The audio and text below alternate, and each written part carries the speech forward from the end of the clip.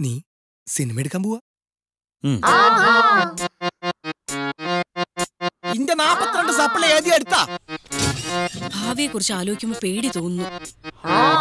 വലുതായി കുട്ടികളൊക്കെ. നീ സപ്ലൈ ഒക്കെ കഴിഞ്ഞെത്തിയാ? സപ്ലൈ വാക്ക് മിണ്ടി പോരുത്. ഞാൻ ഗൗതം മേനോൻ അസിസ്റ്റ് ചെയ്തല്ലോ ആലോചിക്കാം. ഡെയ്സിയാണ് എന്റെ ഇൻസ്പിറേഷൻ. നിനക്ക് തലയ്ക്കല്ല സുഖം. ഗൗതം മേനോൻ വഴി അജിത്തിനെ പരിചയപ്പെടണം. പക്ഷെ പുള്ളിയുടെ അടുത്ത് എങ്ങനെ എത്താ? നിനക്കൊരു ഷോർട്ട് ഫിലിം ചെയ്തു ഒരു പ്രൊഡ്യൂസർ ഒപ്പിക്കണം.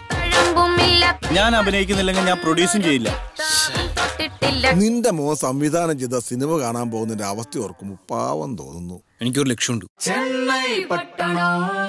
ആ ലക്ഷ്യത്തിലേക്ക് എനിക്ക് എത്തണം. ഈ നാട് സംസാരിക്കുന്നത് നമ്മളെ കുറിച്ചായിരിക്കും.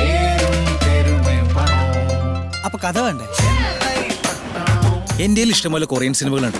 അതിലൊരെണ്ണെടുത്ത് മലയാളത്തേക്ക് ആക്കിയാൽ മതി. സാറേ ഞാൻ തലശ്ശേരിന്ന് വരെയാണ് സാറിനെ കാണാൻ. കഥയൊക്കെ നന്നായിട്ടുണ്ട്. Now show me some money. Guys, selfie.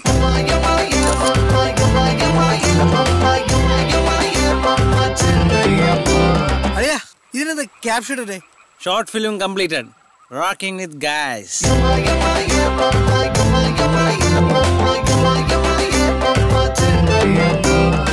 ഇത് യൂട്യൂബിൽ വരുമ്പോ ആൾക്കാര് പറയില്ലേ കൊറിയൻ പടാണെന്ന്? ചെന്നൈ പട്ടണം